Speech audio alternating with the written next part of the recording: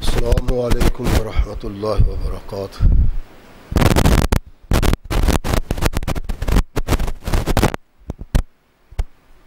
الحمد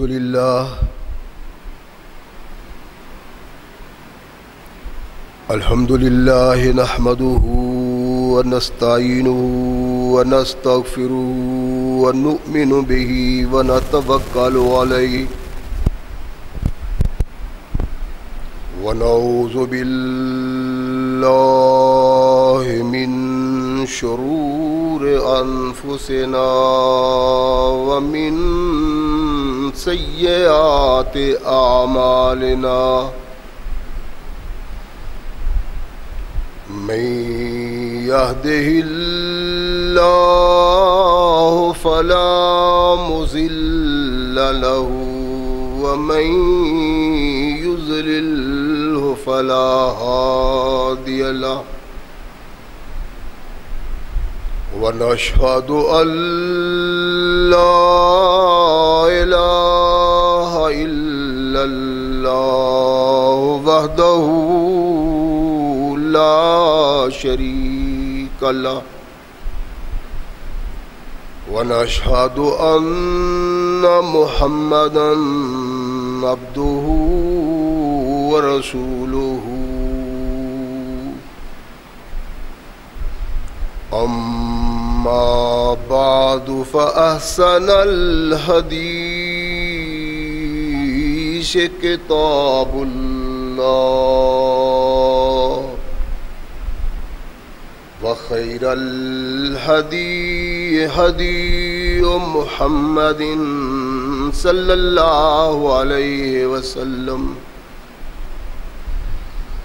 وشر الأمور محدثاتها وكل محدثة بدعة وكل بدعة ضلالة وكل ضلالة في النار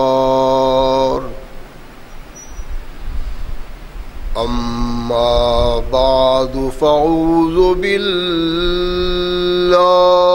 السميع العليم من الشيطان الرجيم من همزه ونفخه ونفسه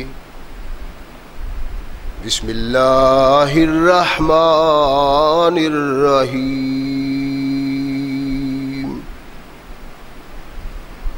فبشرناه بغلام حليم فلما بلغ معه السعي قال يا بني إني أرى في المنام أني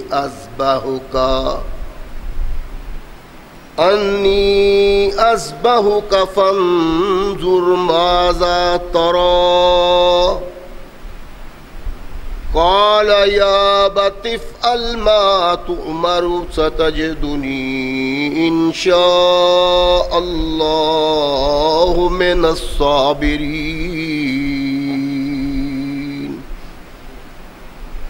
صدق الله مولانا العظيم وصدق رسوله النبي الكريم۔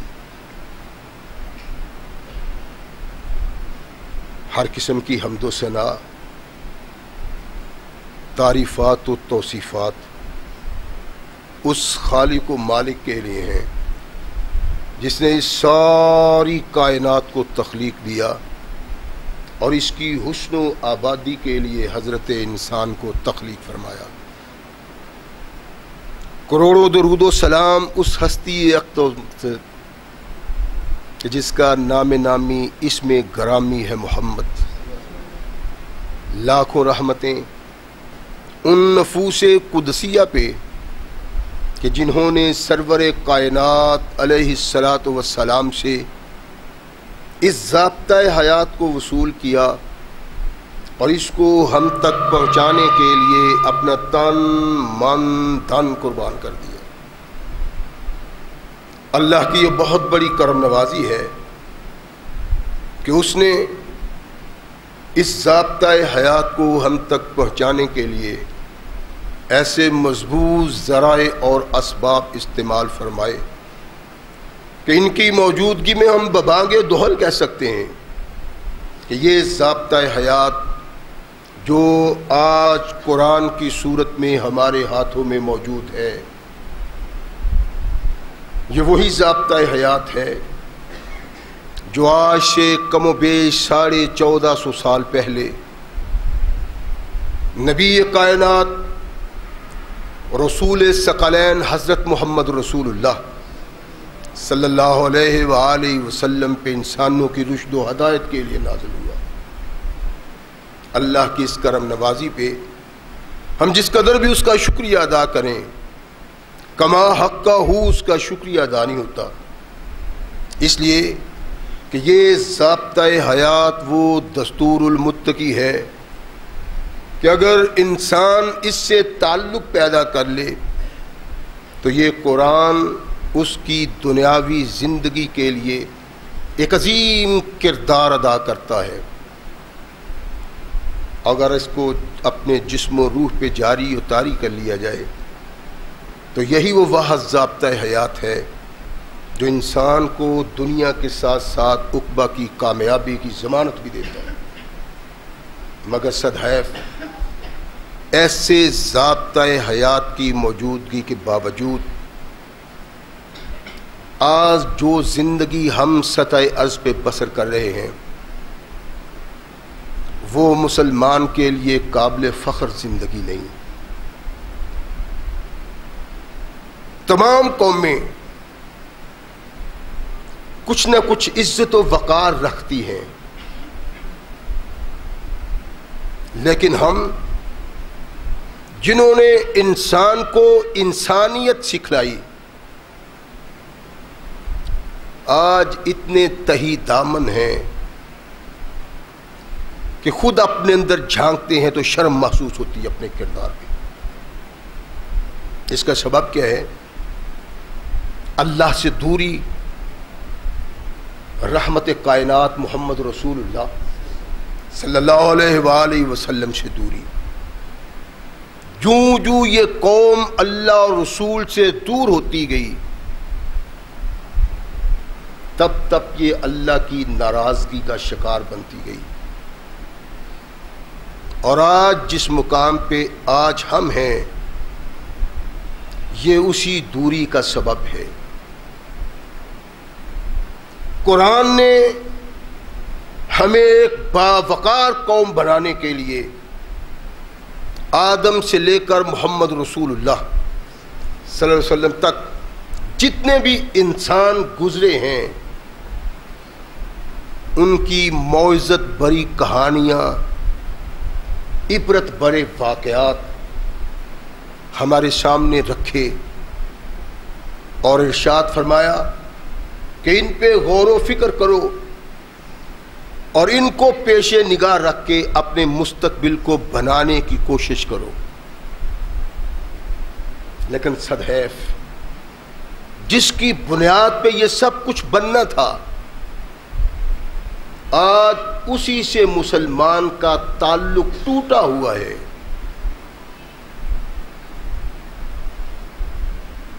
رحمت کائنات محمد رسول اللہ صلی اللہ علیہ وسلم نے پہلے انبیاء کا ذکر کیا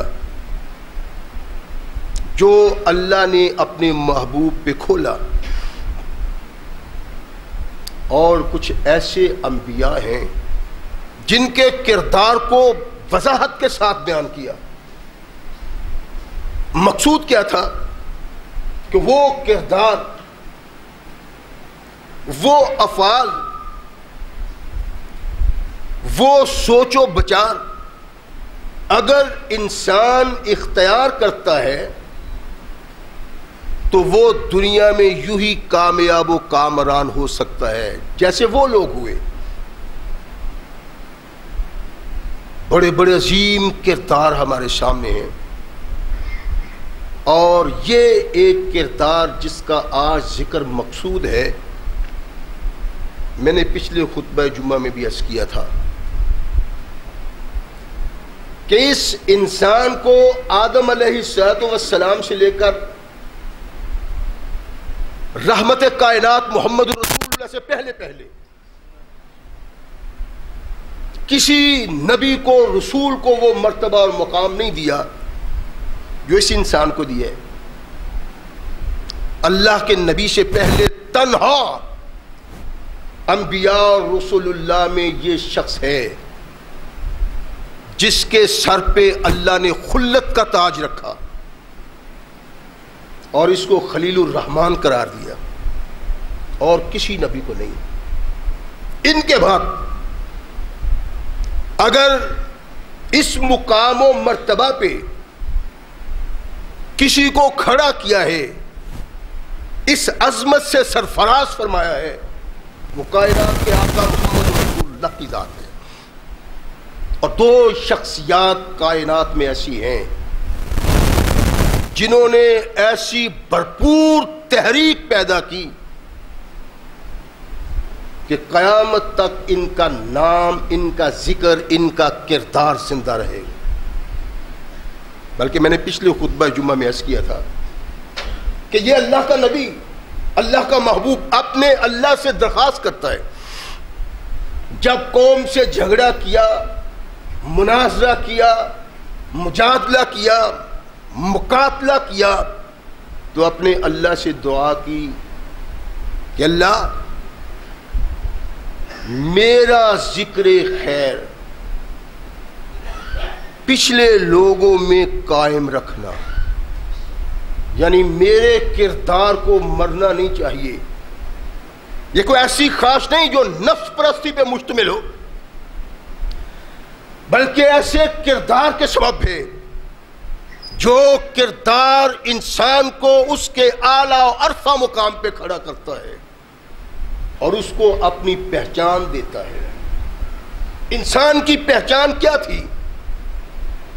اپنے اللہ کی پہچان کروانا. ابراہیم علیہ السلام نے سب سے پہلے وہ کردار ادا کیا کہ وہ کردار اس انداز سے کوئی دوسرا نہیں کر سکا. پھر اس کو تکمیل کے آخری مراحل پر محمد رسول اللہ صلی اللہ علیہ وسلم نے شاہ توحید جو ابراہیم علیہ السلام نے بیان کر دی ہے، توحید کے وجود میں جو روح محمد رسول اللہ نے پھونک دی ہے وہ نہیں کسی کے بس کا ہو.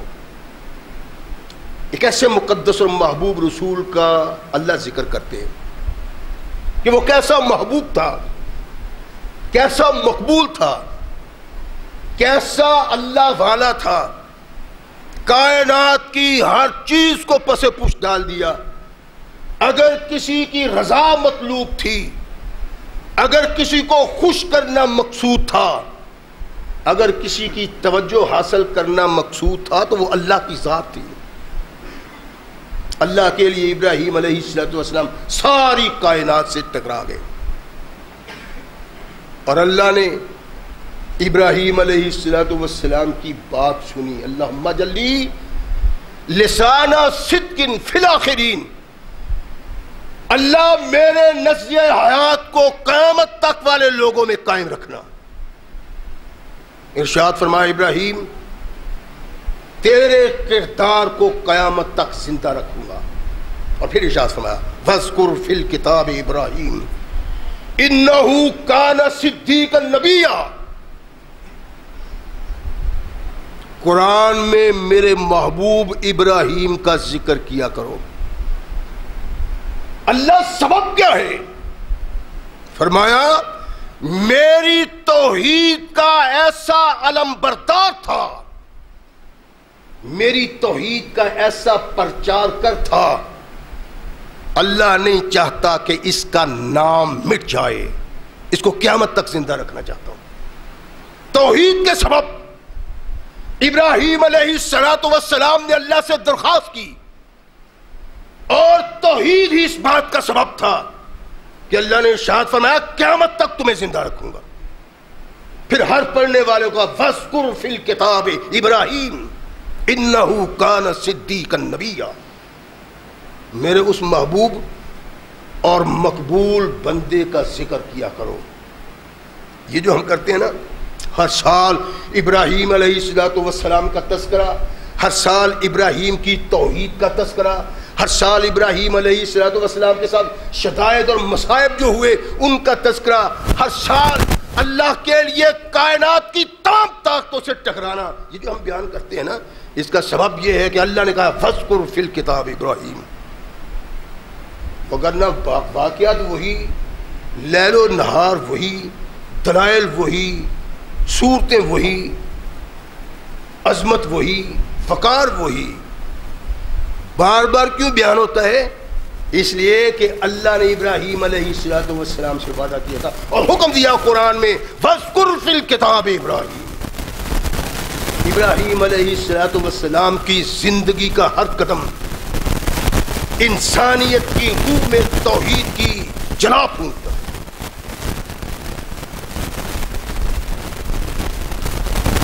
اللہ سے بچہ مانگتے ہیں، عمر کیا ہے؟ 90 سال کے قریب ابراہیم علیہ السلام کی عمر۔ اللہ سے بچہ مانگتے ہیں، اللہ گلشن ابراہیم میں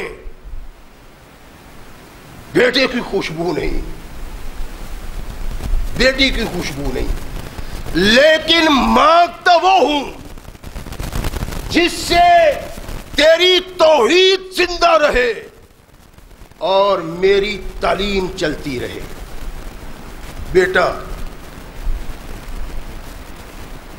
ارشاد فرمایا ابراہیم بڑھاپے کے اس عالم میں تیری خواہش عجیب ہے، لیکن دوں گا، میرے دینے میں کوئی چیز رکاوٹ نہیں، نہ تیرا بڑھاپا، نہ تیری بیوی کا بانش پن، میں جو چاہتا ہوں کرتا ہوں، لو میری خوشخبری قبول کرو کہ میں نے تجھے بیٹے کی نعمت سے نوازا۔ بیٹا پیدا ہوا، 90 سال کا بوڑھا اس بچے پہ فدا ہوتا رہتا ہے، پیار محبت یا نبوت کی تبلیغ، توحید کی تبلیغ، یا بیٹے سے پیار اور محبت۔ اللہ کو یہ چیز پسند نہیں آئی۔ مقصد کوئی بھی تھا، مقصد کی بات نہیں کہ اللہ نے کیوں یہ حکم دیا، سبب کیا تھا، لیکن ابراہیم علیہ السلام کا پیار یوں ٹوٹ کے چاہنا، اس میں بھی اللہ کی آزمائش تھی۔ ابراہیم سا کائنات میں کوئی دوسرا پہلے پیدا نہیں۔ ابراہیم جس بیٹے سے پیار و محبت کے یوں دیپ جلاتے ہو، اس کو دیکھ کے تیرا چہرہ تر و تازہ ہو جاتا ہے، تیری روح پہ نکھار آ جاتا ہے، تیرے چہرے پہ شادابی آ جاتی ہے۔ اس بیٹے کو خود سے جدا کر دو، خود سے جدا کر دیں، شام سے فلسطین چلے جائیں، فلسطین سے اردن چلے جائیں، مصر چلے جائیں، ملک میں بارونق مقام پہ جہاں چہل پہل ہو، لوگ بستے ہو، زندگی مسکراتی ہو، نہیں، ارشاد فرمایا لکو تک صحرا، جہاں ریت کے علاوہ کوئی چیز پائی نہیں جاتی، پہاڑ ہے، ریگستان ہے، وہاں چھوڑ کے آؤ۔ ابراہیم علیہ السلام نے اللہ سے سوال نہیں کیا، دیکھنے کی باتیں، غور کرنے کی باتیں وہ ہیں جو ابراہیم علیہ السلام کے کردار سے ہمیں نظر آئیں۔ اس لیے سونا نہیں، ابراہیم علیہ السلام کے کردار پہ نظر رکھنی۔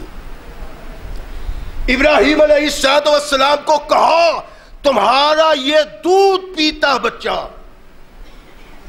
کہیں بڑے شہر میں نہیں، ہستی بستی میں نہیں، بلکہ اجاڑ میں چھوڑ کے آؤ۔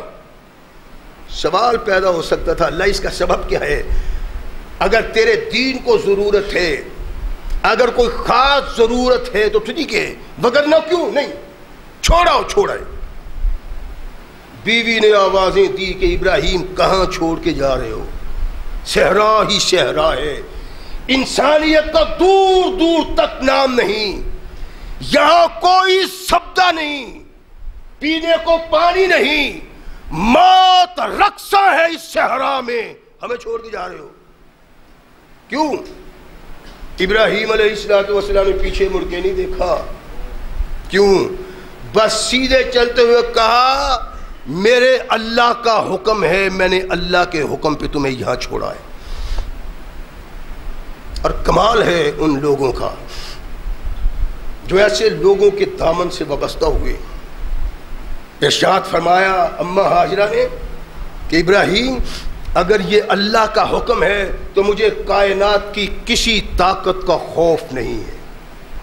صنف نازک دودھ پیتا بچہ ریگزار میں تپتے ہوئے صحرا میں جہاں کوئی درخت چھایا کرنے کو نہیں، تنہا ایک کمزور عورت اس بچے کو اپنی گود میں لیے بیٹھی، دودھ پلاتی ہے، کھانا ختم، پانی ختم، بچہ بھلکتا ہے، وہ پریشان ہے. اس پریشانی میں آہو فغاں نہیں کرتی. توحید پرست انسان کیسا ہوتا ہے؟ اپنی توحید کو سیدھا بنائیں. سارے کہتے ہیں میں بھی جو بڑا توحید پرست ہوں. نہیں نہیں نہیں، اگر توحید کی خوشبو کردار سے نہیں آتی، ایسی توحید اللہ کو قطعاً قبول نہیں. ساری کائنات کے شرک سے ٹکرا جاؤ، بدعت کو پمال کر دو، توڑ دو رشتہ جو رب کی توحید سے تمہیں دور کرنے کی کوشش کرتا ہے. گئی ایک پہاڑی پہ، دیکھوں کہیں کوئی نظر آتا ہے، صحرا ہی صحرا ہے. آسمانوں کی طرف دیکھا، اس پہاڑی سے اس پہاڑی پہ کائنات لرز گئی، ہوا و فضا لرز گئی. اللہ تنہا اس صحرا میں ایک صنف نازک، یوں بے بس، یوں پریشان. اللہ کی تقدیر مسکرائی. ارشاد فرمایا تمہیں اس بات کا پتہ نہیں، میں حاجرہ کے ان دوڑنے والے پھیروں کو قیامت تک کے لیے مسلمانوں کی حج کا طریقہ بنا دوں، رکن بنا دوں. حاجرہ صحرا میں بھاگتی ہے، اس کو علم نہیں، اللہ حج کا طریقہ بنا رہا ہے کہ ہر حاجی، ہر عمرہ کرنے والا ایسے بھاگے جہاں پہ حاجرہ بھاگتی تھی، اور وہاں قدم آہستہ چلائے جہاں قدم حاجرہ کی آہستہ چلتے. حاجرہ بڑی پریشان، ایک طرف سے آواز آتی. پوچھا کون ہو؟ اس صحرا میں جہاں کوئی انسان نظر نہیں آتا، تم کون ہو؟ کہاں ہو؟ کہا حاجرہ ان باتوں کو چھوڑو، اس کا نظارہ کرو. جو اپنے اللہ پہ اعتماد کرتا ہے اللہ صحرا میں بھی مجھے بھوکا نہیں مرنے دیتا. جاؤ وہاں اپنے بچے کے پاس. بچے کے پاس آئیں، دیکھا کہ ایک چھوٹا سا چشمہ بہہ رہا ہے اسماعیل کی ایڑی کے نیچے سے. پانی پیا تو خوشی سے لہک گئیں، شاداب ہو گئیں. کتنے دنوں کی بھوک بھی ختم اور کب کی لگی ہوئی پیاس بھی ختم ہو گئی. فرمایا جاؤ، قیامت تک آنے والے لوگ جو اس پانی کا گھونٹ اپنے پیٹ میں اتاریں گے ان کی بھوک بھی اتر جائے گی، ان کی پیاس بھی ختم ہو جائے گی. پی کے دیکھیں آپ وہ پانی. حاجرہ اس کے ارد گرد منڈیل لگا دیتی. میرے آقا محمد رسول اللہ صلی اللہ علیہ وسلم نے جب یہ نظارہ دیکھا تو مسکرائے. ارشاد فرمایا اگر میری ماں منڈیر نہ لگاتی تو اللہ ساری دنیا کو اس چشمہ سے سیراب کر دیتے. لگا دی. ابراہیم علیہ السلام وہاں بیٹھے، دل میں آیا اللہ کوئی گلہ نہیں، کوئی شکوہ نہیں، ایک درخواست ہے۔ ابراہیم کیا عرض کیا کہ میں نے تیرے کہنے پہ اپنی آل و اولاد کو وادی غیر ذی زرع میں چھوڑ دیا، اللہ اس مقام پہ رونق لگانا اب تیرا کام ہے۔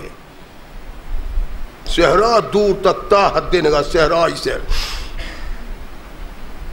اللہ نے ایک وقت ایسا پیدا کیا کہ کسی قافلے کو بھیجا، بنو مرہم کا یہ قافلہ آیا، دیکھا، حالات کو دیکھا، احساس کیا کہ یہاں زندگی کے آثار پائے جاتے ہیں۔ ایک پرندہ ہے پانی کا، پانی کے مقام پہ پہنچے، اللہ نے اس جنگل کو منگل بنا دیا، شہر بسا دیا، اپنی رحمتوں کا نزول کیا۔ ہاجرہ کا دل و دماغ میں خوف پیدا کیا، محبت پیدا کی، عقیدت پیدا کی، شہر بس گیا ہے۔ کتنی دیر کے بعد اللہ نے کہا ابراہیم بیٹے کے دیدار کو دل چاہتا ہے کہ نہیں؟ ابراہیم علیہ السلام نے نہیں درخواست کی، اللہ دودھ پیتا بچہ میں نے صحرا میں چھوڑا، مجھے علم نہیں ان کے ساتھ کیا ہوا، زندہ ہے یا مر گئے ہیں۔ اللہ سے نہیں پوچھا، اللہ نے کہا ابراہیم اپنے بیٹے کا چہرہ دیکھنا چاہتے ہو تو جاؤ، تمہیں اجازت ہے، وہاں چلے جاؤ۔ ابراہیم علیہ السلام وہاں تشریف لاتے، دیکھا کہ جنگل میں منگل بنا ہوا ہے، ہاجرہ کے پاس پہنچے، ملے، الحمدللہ تشریف رکھیے، اپنے خاوند کی خدمت کی، پانی پلایا، ٹھنڈا پانی، ابراہیم کی روح تازہ ہو گئی۔ اور یہ پانی اس صحرا میں، ہاں جس کے اعتماد پہ ہم کو آپ چھوڑ کے آئے تھے اس نے ہمیں تنہا نہیں چھوڑا، جو چشمہ اسی کی رحمت ہے۔ ابراہیم علیہ السلام رات بسر کرتے ہیں، دن بسر کرتے ہیں، 2-3 دن بسر کیے۔ ایک دن رات کو سوئے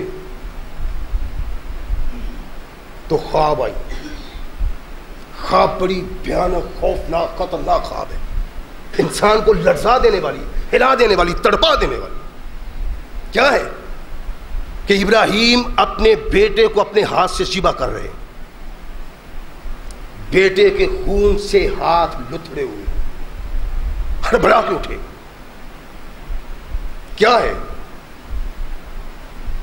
ان کو علم ہے کہ یہ اللہ کا حکم ہے، اس لیے کہ نبی کی خواب بھی وہی ہوتی ہے۔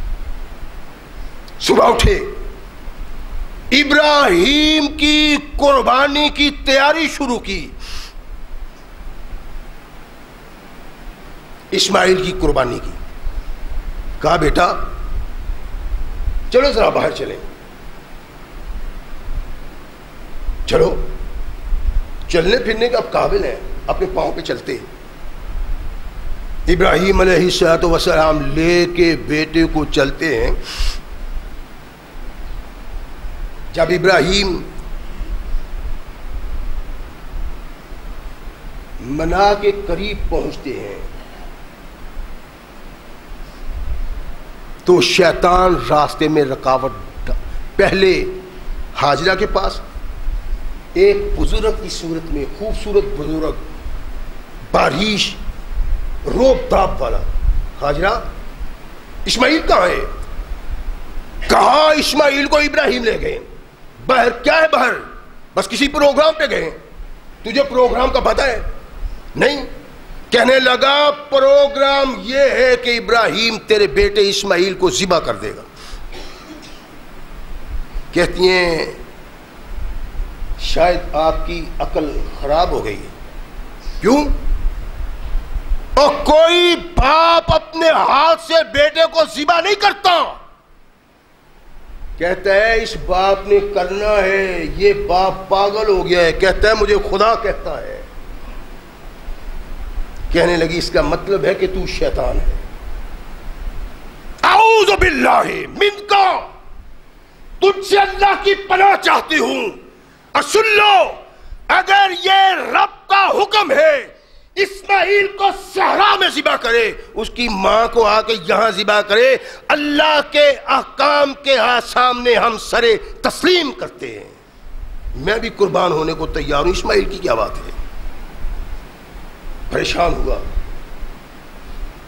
جمرائے اولا کے پاس آتا ہے اور روکا اسماعیل کو، سنو کہاں جا رہے ہو؟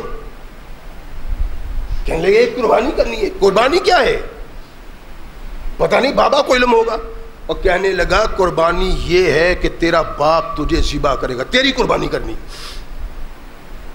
کہنے لگا تجھے کیا ہو گیا ہے؟ تیری مت خراب ہے؟ وہ ایک باپ اپنے اس بیٹا کو جس کو رب سے جولی پھیلا پھیلا کے مانگا، اس کے بڑھاپے کی نشانی، اس کے بڑھاپے کا سہارا، وہ اپنے ہاتھوں سے اپنے بیٹے کو ذبح کر دے گا؟ پاگل ہو؟ کہنے اسماعیل یہ بات نہیں ہے، تیرا باپ کہتا ہے مجھے اللہ نے حکم دیا ہے۔ کہنے لگے اگر یہ اللہ کا حکم ہے تو پھر سر تسلیم خم ہے جو مزاج یار میں آئے، میرا سر حاضر ہے اور دفع ہو جا، مجھے تو اللہ کا باغی شیطان لگتا ہے۔ عبداللہ بن عباس کہتے ہیں کہ یہاں بھی جھاڑ پھیلائی اسماعیل نے۔ ابراہیم علیہ السلام کے پاس جمرہ اولا کے پاس آتا، ابراہیم کو سوچو خدا خوفی کرو، شیطان نے تجھے کیا کر دیا ہے؟ او شیطان تیرا دشمن ہے، تو رب کا نبی، اور تجھ سے وہ ظلم کروانا چاہتا ہے جو آج تک تختہ عرش پہ کسی نے ظلم نہ کیا۔ اپنے ہاتھ سے بیٹا ذبح کر رہے ہو، جس بیٹے کو تو نے مانگا ہے۔ ابراہیم کو پتہ ہے اس کی خواب میں شیطان مداخلت نہیں کر سکتا، یہ رحمان کی طرف سے حکم ہے، دھتکار دیا اس کو۔ جمرہ وسطیٰ کے پاس آیا، اللہ کے نبی نے اپنے اللہ سے درخواست کی، اللہ نے ارشاد فرمایا 7 کنکریاں اپنے ہاتھ میں لے لو اور اللہ اکبر کہہ کے مارو اسے۔ جمرہ اولا پہ مارا، وسطیٰ پہ مارا، عقبہ پہ مارا۔ اور عبداللہ کہتے ہیں کہ ایک دیو ہیکل ڈراؤنی شکل کے ساتھ سامنے آ گیا، ابراہیم میں دیکھتا ہوں تم کیسے کرتے ہو۔ اللہ کے نبی محمد رسول اللہ صلی اللہ علیہ وسلم ارشاد فرماتے ہیں کہ یہاں بھی 30 جمرہ پہ بھی اللہ کے نبی نے اس کو کنکریاں ماری تو بھاگ گیا۔ جب اس سارے معاملہ سے فارغ ہو گئے، اسماعیل کو پاس بلایا، اسماعیل جی بابا، فرمایا آج رات میں نے ایک خواب دیکھا ہے، انی ارا فی المنام انی اذبحک، میں نے خواب میں دیکھا کہ میں تجھے ذبح کر رہا ہوں۔ اور نبی کا خواب شیطان کی طرف سے نہیں، جھوٹا نہیں، بلکہ رحمان کی وحی ہے۔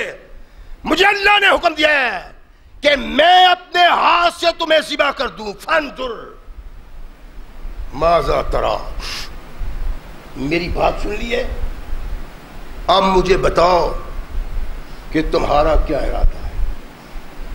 باپ کے ہاتھ میں چھری، حکم ربی، بیٹے کو احساس ہے کہ اس سے بچنا محال، باپ نے اپنے ہاتھ سے گلا کاٹنا ہی کاٹنا ہے۔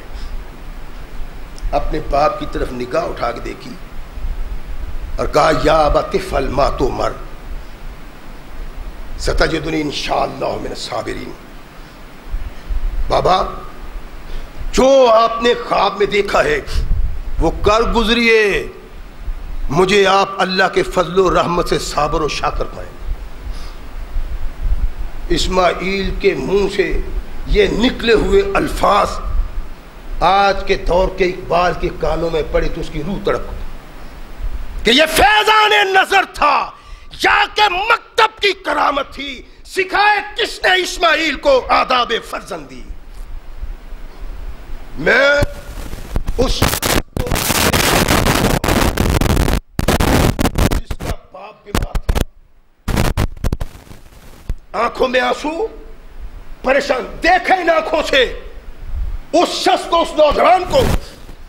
اس کے باپ نے کہا بیٹا میں بیمار ہوں، پریشان ہوں، تڑپ رہا ہوں، کسی ڈاکٹر کے پاس لے جاؤ، مجھے کوئی دوائی لا کے دو۔ بدوملی میں رہنے والا ان آنکھوں نے دیکھا، کہنے لگا بابا بڑی عمر ہو گئی ہے تیری، اب آگے کی تیاری کرو، دعائی مانگ رہا ہے۔ یہ بیٹا ہے، باپ نے کہا اپنے ہاتھ سے تیرا گلا کاٹ رہا ہوں، فانزل ماذا ترا، تو بتا تیری کیا رائے ہے۔ اس نے رائے کا اظہار کیا، اقبال کی روح کو تڑپا کے رکھ دیا، کہا مجھے سمجھ نہیں آتی یہ فیضان نظر تھا یا کہ مکتب کی کرامت تھی، سکھائے کس نے اسماعیل کو آداب فرزندی، بیٹا تمہیں کاٹ رہا ہوں۔ کہا بابا میری گردن حاضر ہے، جب چاہو اللہ کے نام پہ اس کو قربان کر دو۔ یہ فیضان نظر ہے یہاں کے مکتب کی کام، تو نے مکتب ہی نہیں دکھایا اپنی آل اور اولاد کو، جس کو تیری پہچان ہو، جس کو احساس ہو کہ تو کیا ہے۔ رضا الرب فی رضا الوالد وسخطہ فی سخط الوالد، فرمایا باپ کی رضا میں رب کی رضا اور باپ کی ناراضگی میں رب کی ناراضگی۔ یہ مکتب تھا۔ باپ کہتا بیٹا اپنی بیوی کو طلاق دے دو، اپنی بیوی کو طلاق دے دو۔ ہاں طلاق، یہ نہیں کہا بابا سبب کیا ہے، کوئی اس نے گستاخی کی ہے، اللہ رسول کی نافرمانی کی ہے، دین اسلام سے بغاوت کی ہے، اس میں کوئی کمی ہے، کس سبب، کیوں دوں؟ نہیں، دو طلاق، طلاق ہو گئی۔ باپ نے اپنی راہ لی، بیٹا اپنی راہ لیتا ہے۔ کچھ دنوں کے بعد باپ کہتا ہے بیٹا تم پریشان پریشان نظر آتے ہو، کوئی کمزور کمزور نظر آتے، بیمار ہو؟ نہیں بابا۔ ارشاد فرمایا عبداللہ اپنے باپ سے چھپایا نہیں جا سکتا، کچھ تو ہے جس کی پردہ داری ہے، بتاؤ سبب کیا ہے؟ طلاق دینے کا حکم کس کو دیا ہے؟ عبداللہ کو۔ دینے والا کون ہے؟ عمر۔ کہا بیٹا بتاؤ مجھے۔ بابا کوئی نہیں، پھر بھی مجھ سے چھپایا نہیں جا سکتا، مجھے بتاؤ اس کا سبب کیا ہے، کیوں پریشان، کیوں بیمار ہو؟ تیرے بابا سے دیکھا نہیں جاتا۔ کہنے لگا بابا وہ بیوی مجھے بڑی پیاری تھی، فرما بردار، تابع دار، دیکھوں تو ہنستا ہوا چہرہ، گلشن عبداللہ کھل جاتا تھا اس کو دیکھتے ہوئے، محبت کی انتہا، پیار کی انتہا۔ بابا اس کے بغیر میں رہ نہیں سکتا تھا، آپ نے حکم دے دیا تو میں نے سر تسلیم خم کر دیا۔ عمر مسکرائے، اور میرا خیال ہے الفاظ حدیث کے اور انداز یہ بتاتا ہے کہ عمر فاروق طلاق دلوانا نہیں چاہتے تھے، طلاق نہیں دلوانا چاہتے تھے، بلکہ ایک سبق دینا چاہتے تھے۔ عبداللہ یہ سچ ہے؟ عرض کی ہاں۔ ارشاد فرمایا دیکھو میں نے تمہیں طلاق دینے کا حکم اس لیے دیا تھا کہ تو نے جب سے اس سے نکاح کیا، شادی کی ہے، تو جہاد کے میدان سے پیچھے رہنا شروع ہو گیا۔ اگر مجھ سے وعدہ کرو کہ جہاد کے میدان سے پیچھے نہیں رہو گے تو اس طلاق کو واپس لے لو. سبب ایک تھا، جہاد سے وابستگی کو توڑا، پیچھے رہنا شروع کیا. باپ کو گوارا نہیں بیٹا جہاد کے میدان سے پیچھے رہے. حکم دیا اور حکم کے سامنے سر تسلیم خم کر دیا. سبب کیا تھا؟ وَلَا تَنْهَرْهُمَا أُفٍّ وَلَا تَقُلْ لَهُمَا أُفٍّ وَلَا تَنْهَرْهُمَا. قرآن کہتا ہے ان کو جھاڑنا تو بڑی دور کی بات ہے، ان کے سامنے اف بھی نہ کہو. تو نے اپنے بچے کو وہ مکتب ہی نہیں دکھایا تو صاحب بیٹا ایم اے ہے، انگریزی بڑی بولتا ہے، وکیل بنا ہوا ہے، سرکار کچھ دین بھی پڑھا ہوا ہے کہ نہیں؟ کہتا جی ماشاءاللہ پڑھا ہوا ہے. جی کیا پڑھا ہوا ہے؟ کہتا سادہ قرآن پڑھا ہوا ہے. حالات تمہارے یہ ہیں اور تمہارا جو انجام ہے یہی ہونے والا ہے. جس نے قرآن کی راہ نہیں دکھائی، محمد رسول اللہ کے مکتب کی طرح اپنی اولاد کو نہیں بلایا، وہ کیا پائے گا ان سے؟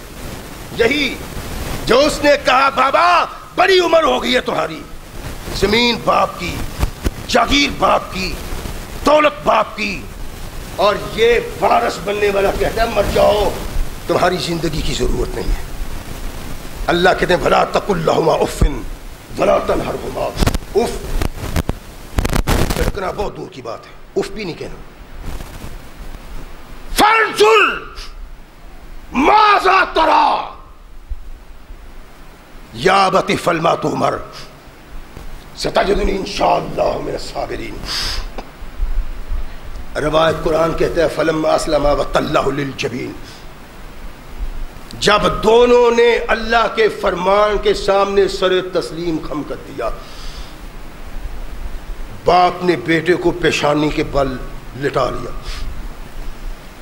یہاں مفسرین کی مختلف آئے. بعض مفسرین کہتے ہیں کہ ابراہیم علیہ السلام نے یہ تدبیر سوچی کہ کہیں بیٹے کے چہرے پہ نگاہ پڑ جائے، ہاتھ نہ کانپ جائے، دیر نہ ہو جائے. بیٹے کو منہ کے بل لٹا لیا، آنکھوں پہ پٹی باندھ لی.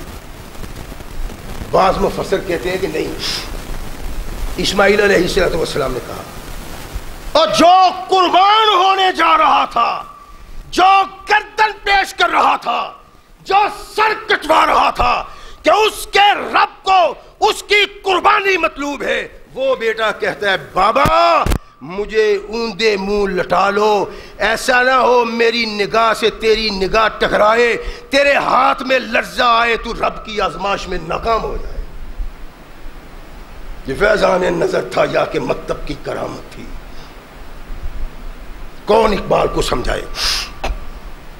بابا آنکھوں پہ پٹی باندھ لو تاکہ ناکام ہونے کی کوئی صورت نہ ہو. اور عربی کے ماہر کہتے ہیں کہ اصل میں یہ بات نہیں ہے، بلکہ جبین اس کا مطلب جبا، اور جبا کہتے ہیں پیشانی کی ایک طرف، اس طرف کو کہیں یا اس طرف کو، جبا اس کو کہتے ہیں. وہ کہتے ہیں کہ ابراہیم علیہ السلام کو یہ حکم تھا کہ اس کو جبا کے بل لٹاؤ، یعنی پیشانی اور سر زمین پہ لگے اور اس کا چہرہ کعبۃ اللہ کی طرف ہو.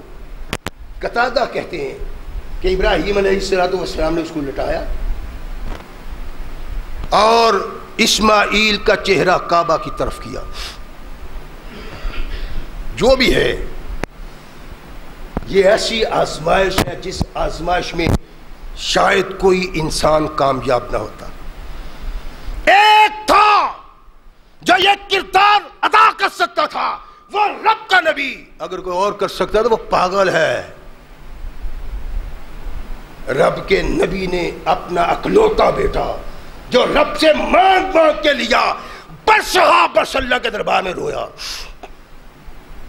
اللہ نے کہا قربان کر دو، قربان کرنے کے لیے تیار ہے. پوچھا نہیں اللہ کو کیوں. ابراہیم علیہ السلام کو اللہ نے حکم دیا، ابراہیم نے اپنے بیٹے کو لٹا لیا. بیٹا کہتا ہے افعل ما تؤمر ستجدنی انشاءاللہ من الصابرین.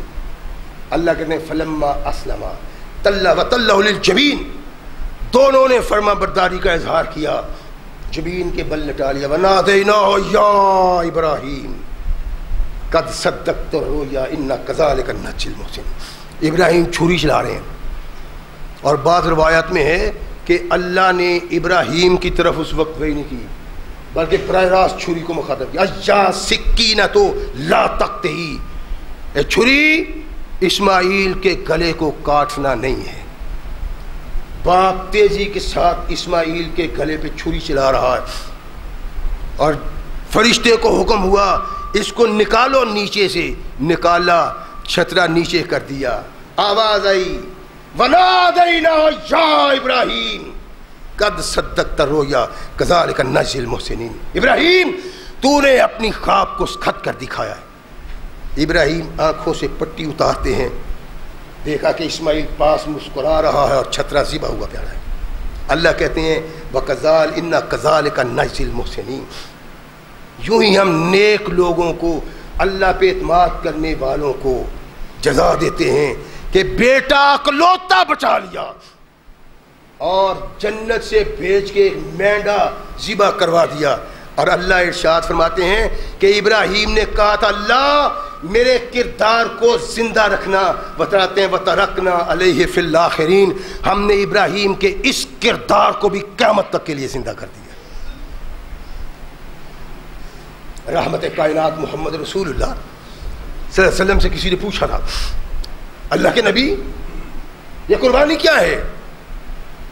اللہ کے نبی نے ارشاد فرمایا سنت ابیکم ابراہیم، تمہارے باپ کی سنت ہے، وہ سنت جس کو زندہ رکھنے کے لیے، قیامت تک زندہ رکھنے کے لیے اللہ نے ابراہیم سے عہد کیا تھا، اور اس کو اللہ نے قیامت تک زندہ رکھنا ہے. رحمت کائنات محمد رسول اللہ صلی اللہ علیہ وسلم نے ارشاد فرمایا صحابہ کو مخاطب ایھا الناس علی کل اہل بیت فی کل عام اضحیاء، کہ ہر مسلمان کہلانے والا گھر جس کے پاس طاقت ہے وہ قربانی کرے. کیوں؟ اس لیے کہ اللہ نے کہا ابراہیم تیری سنت کو میں نے قیامت تک زندہ رکھنا ہے. یہ سنت ہے. اور رحمت کائنات محمد رسول اللہ صلی اللہ علیہ وسلم ارشاد فرماتے ہیں کہ عظموا ضحایاکم فإن علی الصراط مطایاکم، اپنی قربانی کی پرورش کرو، نگہداشت کرو، پالو پوسو. کیوں؟ اس لیے کہ پل صراط پہ تمہیں اپنے اوپر سوار کر کے جہنم کو پار کروائیں گے.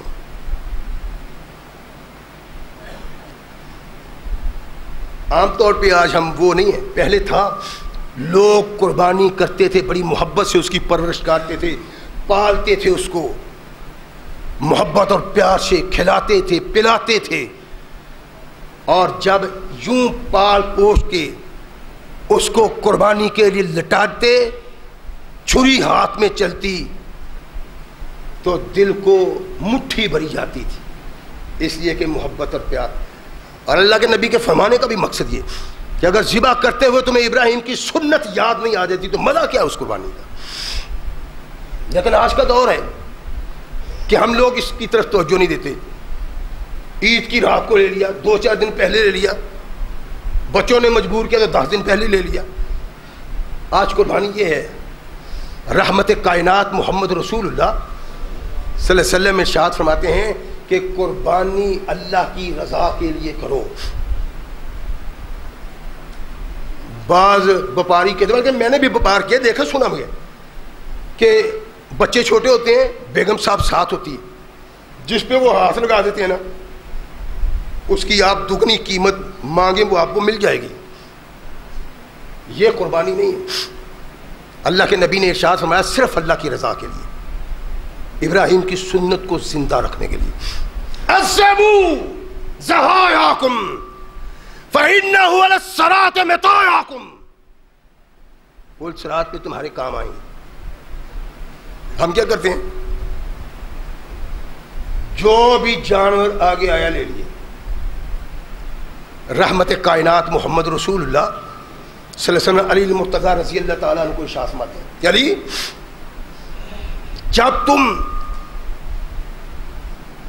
جانور قربانی کا خریدو تو خوب دیکھ لیا کرو.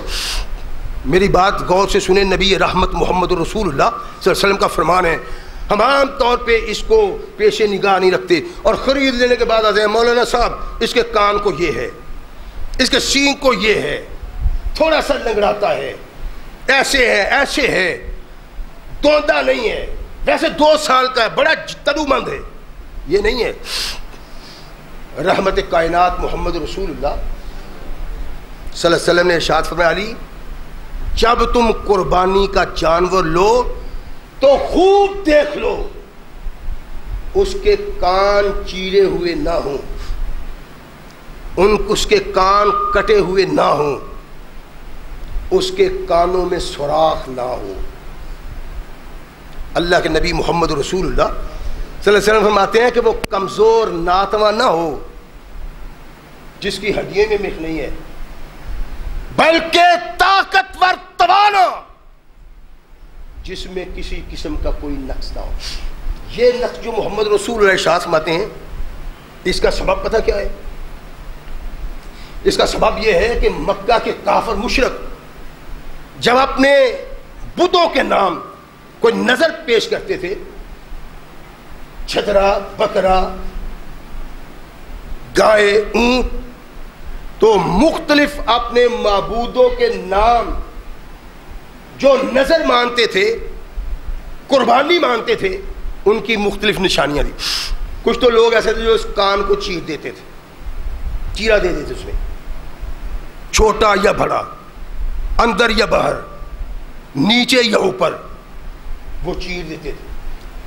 اور کچھ اپنے معبودوں کے لیے جو نظر پیش کرتے تھے وہ کان کاٹ دیتے تھے. اور کچھ لوگ کانوں میں سوراخ کر دیتے تھے. اسے پتہ کیا ہوتا تھا کہ یہ فلاں بت کے نام ہے، یہ فلاں بت کے نام ہے، یہ فلاں بت کے نام ہے.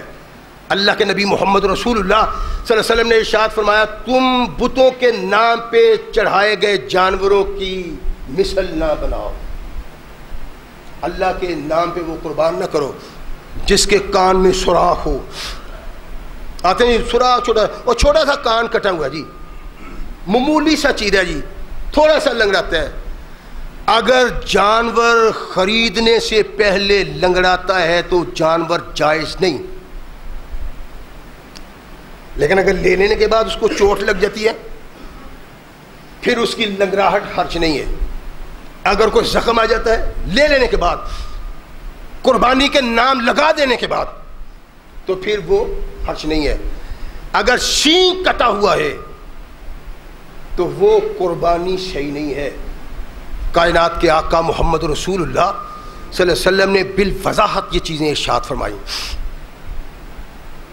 ایک دوندا ہماری بڑی بد نصیبی، آتے ہیں ساتھی جی فقہ حنفیہ میں لکھا ہوا ہے، پھر ان کو نہ چاہتے ہوئے بھی کچھ فقہ حنفیہ کے مسائل بتانے پڑتے ہیں کہ یہ دیکھو فقہ میں تو یہ بھی لکھا ہے، کر لو گے. اللہ کے بندو، فقہ کی کوئی ضرورت نہیں. ثقلین کے تاجدار محمد رسول اللہ نے کہا کہ دوندا جانور ذبح کرو، کھیرا نہیں. 2 سال کا ہو، 10 سال کا ہو، اگر وہ دوندا نہیں تو وہ جائز نہیں ہے. رحمت کائنات محمد رسول اللہ صلی اللہ علیہ وسلم نے لفظاً ارشاد فرمایا ہے کہ جانور دوندا ہے. اور جو کھیرا کا ہے نا، چھترا، بھیڑ کا بچہ، اس کو بھی یوں ہی نہیں فرما دیا کہ طاقتور ہو تو کھیرا کرو. نہیں نہیں، اگر دوندا نہ ملے تب تقریباً 8-9 ماہ کا، سال کے اندر اندر اگر طاقتور کوئی چھترا ہو تو وہ دیا جا سکتا ہے. اگر دوندا نہ ملے تو، اگر دوندا ملتا ہے تو یہ کھیرا جائز نہیں ہے. کائنات کے آقا محمد رسول اللہ صلی اللہ علیہ وسلم نے ارشاد فرمایا کہ قربانی کو پسند کرو، دیکھو ماتول کرو، کوئی کمی بیشی نہ ہو، اس کو اپنے اللہ کی حضور پیش کرو۔ رحمت کائنات محمد رسول اللہ صلی اللہ علیہ وسلم نے اپنی بیٹی فاطمہ کو کہا، فاطمہ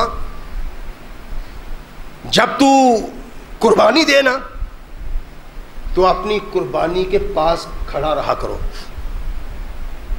بابا کیوں؟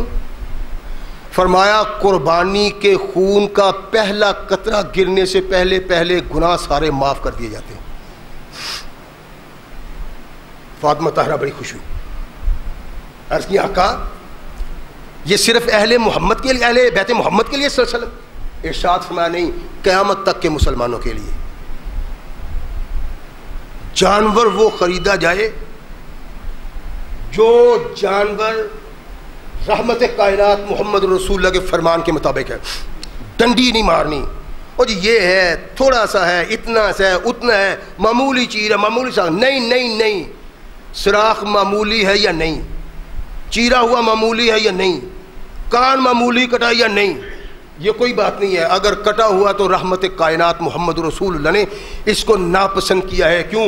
من تشبہ بقوم فہو منہم، بتوں کے نام چڑھے ہوئے چڑھاووں کے ساتھ ان کی مشابت ٹھیک نہیں ہے، اللہ کے نام پہ دینا ہے۔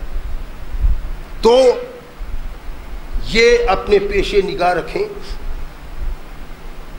کہ جانور کو آنکھیں کھول کے دیکھیں، لا کے میرے پاس آنے والی کوئی بات نہیں کہ یہ ہے وہ ہے، سیدھی سیدھی بات ہے۔ کان چیرا ہوا، کٹا ہوا، سوراخ، سینگ کٹا ہوا، لاغر اور کمزور، زخمی، لنگڑا، یہ جانور قربانی کے لیے جائز نہیں ہے۔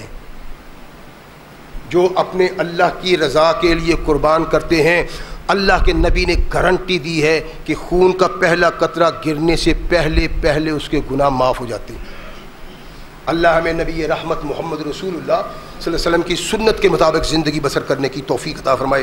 وآخر دعوانا الحمدللہ رب العالمین۔